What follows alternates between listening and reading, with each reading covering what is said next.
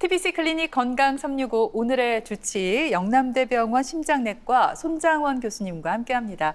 안녕하십니까? 안녕하세요.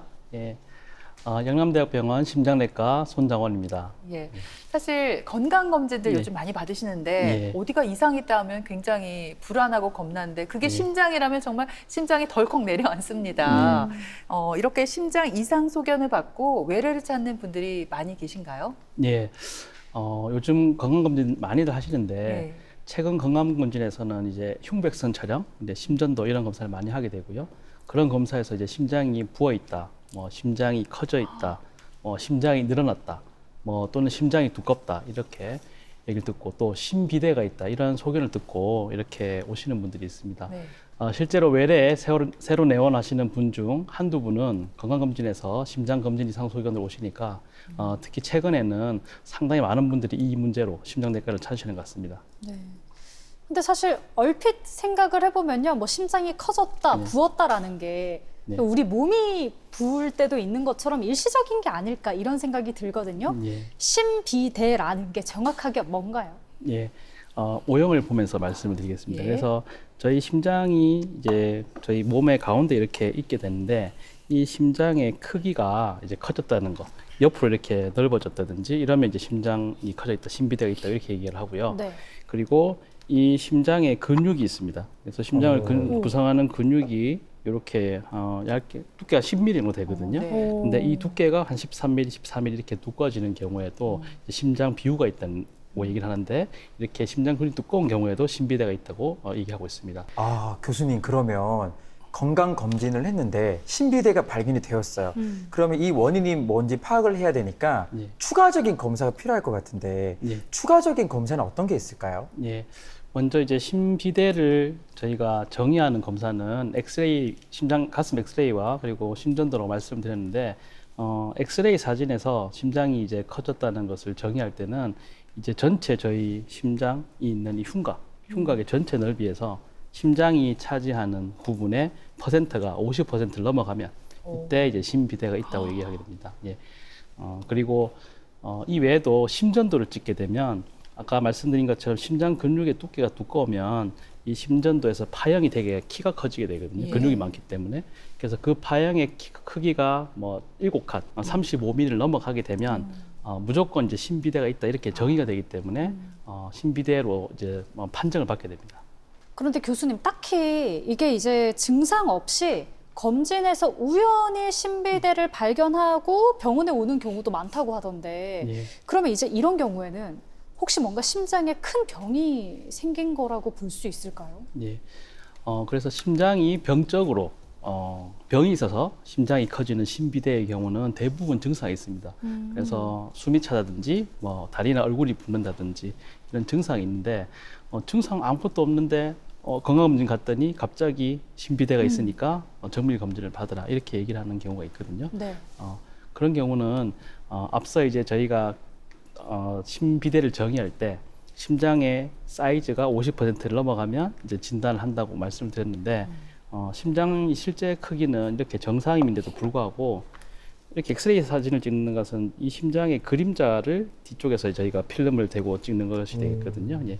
그래서 심장이 요 사이즈가 사실 심장의 정상의 이제 크기가 되는데 네.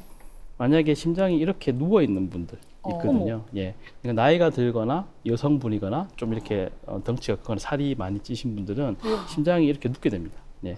그러면 그림자를 엑스레이 찍어보면 그림자는 이 심장의 넓이가 이렇게 되거든요. 예. 그래서 전체 심장에서 심장 크기는 똑같은데 옆으로 눕게 되면 심장이 커지게 이렇게 나오는 경우가 있고요. 다음은 이제 저희가 엑스레이 찍어 보시면은 숨을 크게 들이쉬세요 이렇게 얘기하는 거 들어보셨을 네네. 거예요. 네. 예. 참으세요. 숨 들이쉬고 참으세요 이렇게 네. 얘기를 하지 않습니까? 예. 그럼 숨 한번 쑥 이렇게 들어보셔 보시면 심장에 있는 이 흉곽의 크기가 늘어나는 것을 느낄 수 네, 있습니다. 느껴요. 근데 심장은 이제 숨을 쉰다고 해서 사이즈가 변하지 않거든요. 그런데 심장에 싸고 있는 흉곽이 커지니까 이제 상대적으로 심장 크기가 괜찮아 보이는 게 정상인데 이번에는 숨을 크게 후 내쉬면 흉곽이 작아지거든요. 그래서 상대적으로 심장은 가만히 있는데 흉곽이 작아지니까 그 비율을 계산하면 심장이 크게 나올 수 있습니다. 그래서 실제로 심장이 정상인데 심비대로 나올 수가 있습니다. 예. 또 한 가지는 이 심장을 싸고 있는 이 노란색 이 부분이 이제 지방 조직이거든요. 네. 예. 지방 조직이 많이 두꺼우신 분들이 있습니다. 예. 그래서 저희가 이렇게 외투를 두껍게 입으면 날씬한 사람들이 이렇게 뚱뚱해 보이듯이 똑같이 이 지방층이 두꺼우면 엑스레이상에서 그림자가 크게 보이기 때문에 실제 심장 근육의 크기나 두께는 괜찮은데도 심비대로 이렇게 보일 수가 있습니다. 아하. 저도 검진 받을 때 교수님 네. 그 왜 관 안에서 소리 들리잖아요. 숨을 뭐 들이마시세요. 저는 이게 안정을 취하기 위해서 그런 줄 알았는데 다 이유가 있는 거네요. 자, 그러면 만약에 심전도를 통해서 발견되는 심비대의 경우에는 또 어떤지도 좀 궁금하거든요. 예. 심전도에서 심비대는 근육의 두께를 반영한다고 말씀드렸는데 그러면은 그 심전도가 이렇게 파형이 높으면 무조건 심비대로 정의를 하는데 그 경우에 심장이 아주 이제 그 위치가 보통 근육이 얇아서 저희 심전도를 찍을 때는 이 표면에 피부 표면에 심전도를 붙이는데 이 근육하고 심장의 사이가 이렇게 가까우신 분들, 빼빼 마르신 분들은 심장의 파형이 그것 때문에 높아질 수가 있거든요. 예. 그리고 실제로 심장이 약간 누워 있는 것처럼 있는 분도 있다 그랬는데 위치가 약간 변하게 되면 심장 그 파형이 그것 때문에 또 올라갈 수도 있습니다. 예. 그리고 운동을 열심히 하시거나 이런 분들은 심장 근육 자체가 튼튼한데 그런 경우에는 심장 크기도 정상인데 이때도 심비대로 이렇게 판정이 될 수가 있습니다. 예. 근데 또 반대의 경우도 있을 것 같아요. 만약에 이 정말로 심장 질환이 있어서 심장이 붓고 커진 경우라면 그걸 네. 좀 알아내야 되잖아요. 이런 네. 경우는 어떤가요? 예, 맞습니다. 그래서 증상이 없는 경우는 대부분 정상일 경우가 있지만 심장에 병이 있어서 심비대가 진행된 경우에는 증상이 있을 수 있고요. 그 경우에는 숨이 차다든지 다리가 붓는다든지 뭐 얼굴이 붓는다든지 이런 심부전의 증상을 동반하게 됩니다. 그렇게 심비대를 일으킬 수 있는 질환에는 심근경색증이라 그래서 여기에 있는 심장 혈관이 막히면서 심장 근육이 손상을 받고 심장 근육이 다치면 심장이 이제 흉터처럼 괴사가 되거든요. 그럼 어느 이 부분이 이렇게 커지게 되겠죠. 그래서 심비대가 보일 수가 있고 심장 판막이 여기 있는데 이 판막이 제대로 닫히지가 않으면 피가 역류가 됐다가 다시 또 이 심장을 들어가기 때문에 심장에 과부하가 걸리게 됩니다. 그래서 심장 판막증이나 심근경색 같은 병이 없는데도 불구하고 심장 근육 자체가 이렇게 커지는 병들이 있습니다. 술을 아주 많이 드셔서 심장에 손상이 가서 심장이 커진다든지 이런 것들을 저희가 확장성 심근병증 이렇게 얘기하거든요. 그래서 심근 자체에 어떤 문제가 생겨서 심장이 늘어나는 경우도 심비대로 보일 수가 있겠습니다. 네. 또 심장을 싸고 있는 저희 막이 있습니다. 심낭이라고 해서 그래서 심장 근육이 있고 거기를 싸고 있는 아주 종이 같은 얇은 막이 있는데 그 사이에 정상적으로는 물이 있고요. 그 물이 심낭액이라고 하는데 심낭액이 양이 증가되면 갑자기 이렇게 벌어지겠죠. 그래서 심비대가 심낭 삼출이 많은 경우에도 심비대로 진단될 수가 있겠습니다. 네. 앞에서 흉부 엑스레이와 심전도에서는 문제가 없는데도 이 심비대로 판정되는 경우가 있다 이렇게 얘기를 해주셨잖아요. 그러면 실제로 이게 심비대가 맞는지 예. 정확하게 진단하기 위해서는 어떤 검사를 좀 받아야 될까요? 그래서 정확하게 심장 크기를 평가하기 위해서는 심장 CT라든지 심장 MRI 많이 들어보신 이런 검사를 통해서 심장 크기를 정확하게 잴 수가 있는데 네. 그 경우는 방사선이 나온다든지 또 MRI 같은 경우는 좁은 통속에 들어가야 되기 때문에 환자분들이 폐쇄 공포증이 있다든지 이런 걸 찍을 수가 없고 또 비용이 많이 듭니다. 네. 그래서 이런 단점이 있고요. 그리고 움직이는 심장을 CT나 MRI는 찍기가 어렵습니다. 예. 그래서 심비대를 정확하게 진단하고 이제 심장 크기를 정확하게 측정할 수 있는 다른 방법 중에 하나가 심장 초음파가 되겠고 네. 예, 심장 초음파가 심장 크기를 정확하게 평가하는 가장 좋은 검사가 되겠습니다. 네.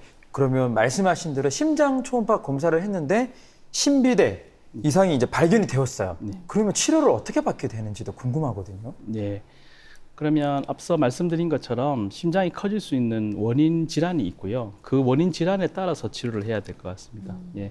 그래서 무조건 커졌으니까 뭐 이렇게 줄이는 뭐 약이 있는 것도 아니고. 그래서 앞서 심근경색 때문에 어느 한쪽이 늘어나서 심장 근육이 커졌다 그러면 거기 좁아진 혈관을 저희가 심장 혈관 촬영술이라든지 아니면 심장 혈관 CT를 찍어서 좁아진 부위를 확인하고 스텐트 시술이라든지 약물 치료를 할 수가 있겠고요. 심장 판막증이 있어서 그것 때문에 심장이 과부하가 돼서 심장이 커지는 경우는 심장 판막을 수술한다든지 시술을 통해서 치료를 해줘야 되겠습니다. 그리고 심장에 물이 차서 심비대가 된 경우에는 심장 액을 바늘로 찌른다든지 해서 뽑아줘야지 치료가 될 수 있을 것 같습니다. 그렇군요. 이 건강검진에서 알게 된 심장 이상 소견에 대한 궁금증들을 풀어보고 있는데 이런 경우도 있다고 합니다. 예원 씨도 잘 들어보세요. 네. 청진을 하니까 심잡음이 들려요. 근데 여기서 한술 더 떠가지고 초음파상 뭐 피가 샌다. 거꾸로 역류한다. 야, 이거 듣기만 해도 사실 환자들 입장에서 진짜 피가 거꾸로 오를 만한 아주 위급한 상황인 것 같거든요. 무서워요. 어떻습니까? 예, 맞습니다. 그래서 건강검진을 하는데 청진상에서 이상 소견이 있거나 심장 초음파를 했는데 피가 샌다. 어머. 예, 이 말씀 들으면 되게 겁을 내시거든요. 왜냐하면 바깥으로 피가 새면 크게 바로 뭐 아주 위험한 상황이 발생할 수 있을 거라고 생각하시기 때문에 네. 그런데 이제 피가 샌다는 말은 바깥으로 샌다는 말이 아니고 이 판막이 있어서 심장에 혈류가 순환을 하는데 이 판막이 닫혀줘야 되는데 제대로 닫혀지지 않아서 역류가 생길 때 그때 이제 피가 샌다는 말을 하게 되고요. 의학 용어로는 뭐 심장 판막 역류증 또는 폐쇄부전증 이렇게 얘기를 하고 있습니다. 네, 심장 판막이 잘 안 닫혀서 이 피가 역류될 수 있다 이렇게 말씀해 주셨는데 네. 여기서 우리가 심장 판막에 대해서 네. 개념 정리를 하고 그 역할을 좀 알아보면 좋을 것 같아요. 예, 여기 모형이 있어서 말씀을 드리겠습니다. 여기 보시면은 심장은 두 개의 심방과 심실로 이렇게 구성이 되고요. 네. 예, 심방과 심실 사이에 두 개의 판막이 있고요. 오른쪽에는 삼천판이라는 판막, 그리고 왼쪽에는 승모판이라는 판막이 있습니다. 그리고 좌심실에서 피를 짜서 이렇게 동맥으로 나갈 때는 대동맥 판막이 거기 위치하고 있고, 그리고 우심실에서 피를 짜서 폐동맥으로 피를 보낼 때는 폐동맥판이 이렇게 위치하고 있습니다. 그래서 총 두 개의 방과 두 개의 실이 있고, 그리고 네 개의 판막이 존재하게 됩니다. 예. 그러면 좌심실의 입장에서는 이 좌심방에서 피가 좌심실로 들어오고, 예. 그리고 좌심실에 들어온 피를 좌심실이 짜게 되면 이 피는 대동맥으로 나가야 되는데 이 승모판을 통해서 피가 거꾸로 이렇게 심방으로 가는 경우에 이제 역류증이 있다 이렇게 얘기하고요.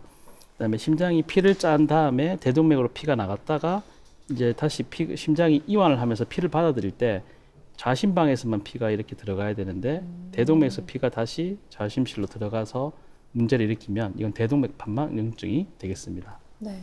그럼 이렇게 판막 역류증이 생기는 원인이 따로 있나요? 뭐 가족력이 있다던가 아니면은 뭐라 그러죠? 뭐 생활 습관이라든가 아까처럼 술을 많이 마시면 이런 상황이 벌어지는 건가요? 네.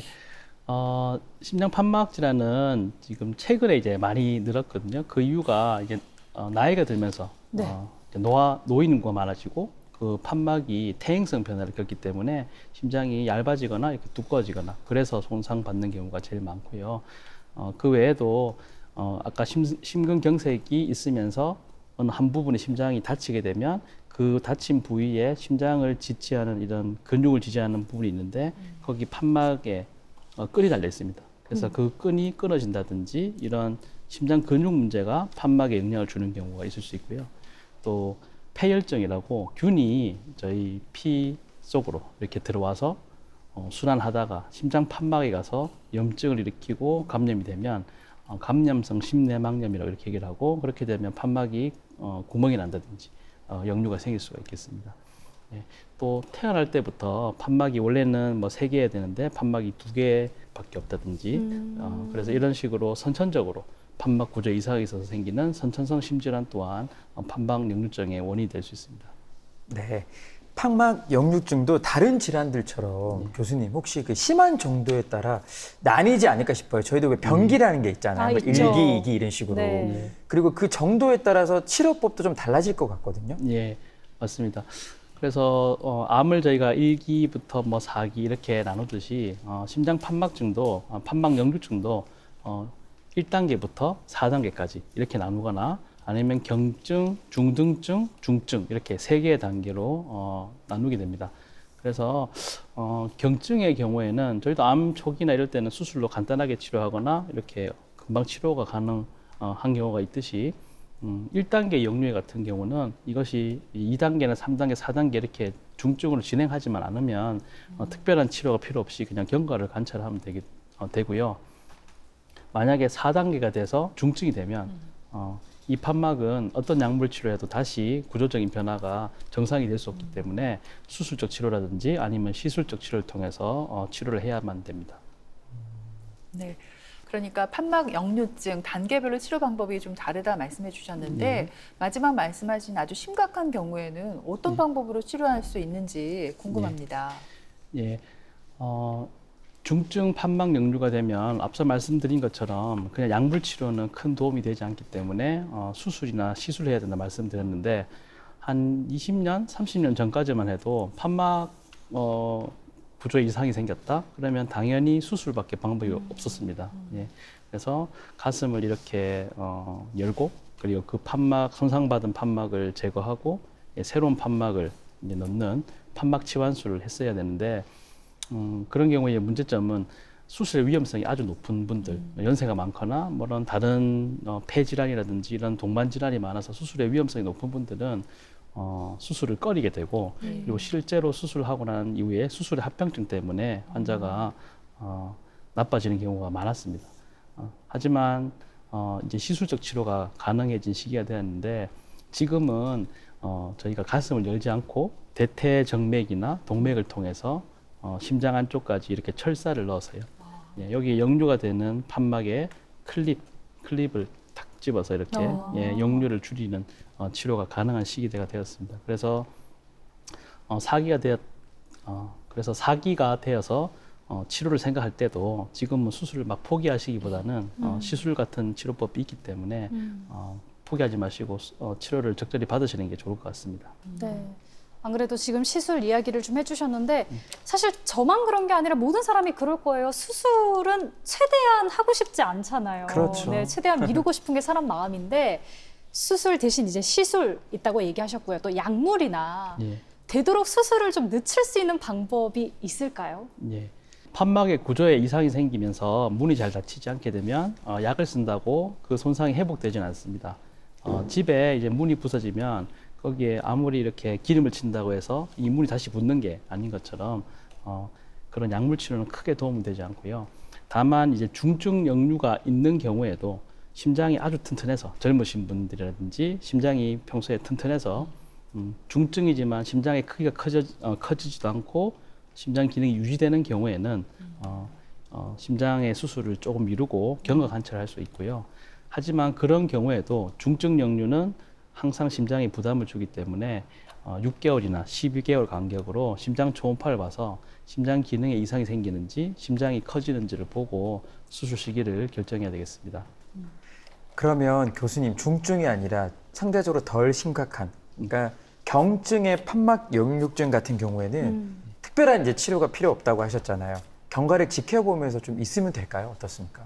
네, 맞습니다. 그래서 처음에 이제 걱정하시는 부분이 피가 샌다 이러니까 걱정돼서 오셨는데 대부분의 경우가 이런 경증이 되겠고 경증인 경우는 1단계 경증의 경우는 보통 2, 3, 4를 이렇게 나가면서 나빠지는 경우가 그렇게 많지 않기 때문에 보통 한 3년에서 5년 후에 심장 초음파 검사를 한 번 정도 해서 악화되는지를 보면 되겠고 중등증, 뭐 2단계나 3단계 아주 심하진 않지만 그런 경우에는 2년에서 3년 사이에 심장 초음파를 한번 해서 심장 판막의 기능이 악화되는지를 확인하면 되겠습니다. 그렇군요. 또 궁금한 게 심장 판막증이 더 심해질 수 있는 상황이나 예. 원인 질환이 있다면 뭘까 궁금하고요. 이걸 좀 치료해주면 근본적인 치료가 되지 않을까 싶기도 합니다. 예, 심장 판막 질환을 악화시키는 질병이 여러 가지가 있을 수 있는데 대표적인 게 고혈압이 되겠습니다. 그래서 승모판에 역류가 있는 경우에 이 승모판은 자심실에서 피를 짰을 때 이제 대동맥으로 나가야 될 피가 고혈압이 있으면 혈압이 높아지게 되고 여기 압력이 걸리면서 피를 짰을 때 다시 승모판으로 피가 역류할 가능성이 높아지거든요. 예, 그래서 고혈압이 있는 경우는 반드시 고혈압을 잘 조절하는 것이 판막 기능을 유지하는 데 도움이 되겠습니다. 네, 그리고 교수님, 판막 역류의 또 다른 원인 질환으로 그 고령자에게 많은 관상동맥 질환도 있다고 네. 들었습니다. 예, 관상동맥 질환은 판막을 직접 망가뜨리진 않는데 네. 관상동맥 질환이 있어서 심장 근육에 손상을 받으면 예를 들어서 이쪽 혈관이 이렇게 있는데 이 혈관이 막혀서 심장 근육에 손상을 받으면 여기 판막에 끈을 연결시켜주는 근육 구조가 이렇게 커지게 됩니다. 그러면 그 판막을 잡아주는 부분이 이렇게 늘어나기 때문에 판막 역류가 악화될 수가 있습니다. 그래서 이러한 경우에는 이렇게 막혀 있는 관상동맥을 뚫어줘서 심장 기능이 회복이 되거나 심장 크기가 줄어들게 되면 다시 역류가 조금 줄어들게 되는 효과를 볼 수 있기 때문에 치료가 중요하다고 할 수 있겠습니다. 그렇군요. 이쯤 되면 교수님, 시청자분들이 가장 궁금해하실 만한 부분들을 네. 제가 대신 네. 질문을 좀 드리도록 하겠습니다. 뭔데요? 여러분도 아마 공감을 하실 건데요. 심장 판막 질환을 예방할 수 있는 평상시 생활 습관, 식습관이나 오. 운동법이 있다면 좀 알려주세요. 궁금합니다. 예, 사실 이 부분을 제일 많이 궁금해하시는 것 같습니다. 근데 음식은 사실 판막 질환을 악화시킨다든지 좋게 만든다든지 하지는 못하거든요. 예, 하지만 이제 짜게 드시는 것은 혈류량을 늘리기 때문에 심장의 부담을 증가시키게 되고요. 짜게 드시면 고혈압이 생기면서 혈압 또한 또 판막 질환을 악화시킬 수 있어서 짜게 드시는 것은 피하는 것이 좋겠습니다. 그리고 담배 피시는 분들 있는데 담배를 피시게 되면 관상동맥에 협착을 일으켜서 아까 판막 질환을 악화시킬 수가 있고 또 염증을 계속 일으키기 때문에 네. 판막이 역류가 있는데 거기 염증이 같이 동반되면서 역류증이 악화될 수 있어서 흡연하시는 경우에는 반드시 금연하시는 것이 좋겠습니다. 네. 또 술을 마시는 경우에는 많이 드시는 경우에 그러면 심장의 부담이 증가되게 되고 그리고 또 고혈압을 일으킬 수 있기 때문에 술을 많이 드시는 분도 술을 줄이시거나 금주를 하시는 것이 좋겠습니다. 그리고 살이 많이 찌신 분들은 심장의 입장에서는 이제 살이 많이 찌고 체중이 많이 나게 되면 과부하가 걸리는 거거든요. 그래서 트럭을 운전할 때 엔진이 커야 되듯이 심장 입장에서도 비만하면 이제 많은 부하가 걸립니다. 그러면 심장에서 피를 더 세게 짜야 되고 그럼 역류증이 더 악화될 수 있기 때문에 체중 조절하는 것이 중요하겠습니다. 그리고 항상 물어보시는 게 운동을 하게 되면 심장이 더 세게 뛰니까 역류증이 악화되지 않을까 이런 말씀을 하시는 분들이 많은데 실제로 가벼운 운동 또 유산소 운동 이런 운동은 큰 문제가 없다고 돼 있고 오히려 심장을 튼튼하게 만들기 때문에 권장합니다. 그래서 그냥 가벼운 운동이나 유산소 운동 괜찮고요. 하지만 뭐 마라톤을 한다든지 아주 심한 운동 또 힘을 갑자기 주는 역기를 든다든지 뭐 벤치프레스를 한다든지 이런 심한 운동을 하면 갑자기 이제 혈압이 확 올라가기 때문에 역류증이 일시적으로 악화될 수 있습니다. 그래서 아주 심한 운동은 피하시는 것이 좋겠습니다. 네, 우리 인체의 엔진에 해당하는 게 심장이죠. 여기에 혹시 모를 이상이 생긴다면 조기에 병원을 찾아서 빨리 대처하는 게 중요할 것 같습니다. 교수님, 마지막으로 우리 시청자분들께 하시고 싶은 말씀이 있다면 전해주시죠. 네. 예, 오늘은 건강검진에서 발견되는 심장 이상 소견 중 가장 흔한 신비대와 판막 질환에 대해서 말씀드렸는데요. 신비대가 가슴 엑스레이 사진이나 심전도에서 있다고 해서 실제로는 신비대가 없는 경우도 많고요. 그리고 실제로 검사를 받아보시면 괜찮은 경우도 있기 때문에 너무 불안해하시거나 그러지 마시고 심장 초음파 검사를 통해서 실제로 신비대가 있는지를 확인하고 또 원인 질환이 있다면 이것을 감별하고 치료하는 것이 중요하겠습니다.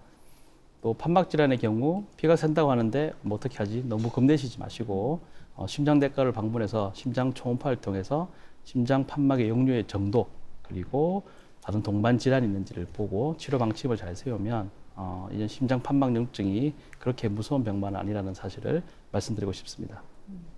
말씀을 들으면서 저는 다시 한번 건강검진의 네. 중요성을 마음에 새기게 됐거든요. 저부터 꼭 실천을 해야 될 것 같고요. 그리고 무엇보다 검진에서 끝나는 것이 아니라 검진 결과표 받잖아요. 이상 소견 발생 시에는 정기적인 추적 관찰도 중요하다는 사실 꼭 기억해 두세요. 맞습니다. 그리고 또 하나 중요하게 생각을 해야 될 건요. 검진 후 관리에는 생활 습관 개선이 빠질 수가 없죠. 그리고 무엇보다 이 같은 검진 기관에서 건강 검진을 꾸준히 받으면요. 지난해와 이렇게 검진을 결과를 비교할 수도 있으니까 오늘의 검진 내일로 미루지 마시고 얼른 받으시기 바랍니다. 그래요. 우리 건강검진으로 심장 건강도 잘 지켜나가시기 바랍니다. 지금까지 이 시간 도움 말씀에 영남대병원 심장내과 손장원 교수님께서 수고해 주셨습니다. 오늘 고맙습니다. 그리고 예은 씨, 철원 씨도 수고했습니다. 건강하세요. TBC 클리닉 건강 365 저희는 다음 주 시간에 다시 오겠습니다. 고맙습니다.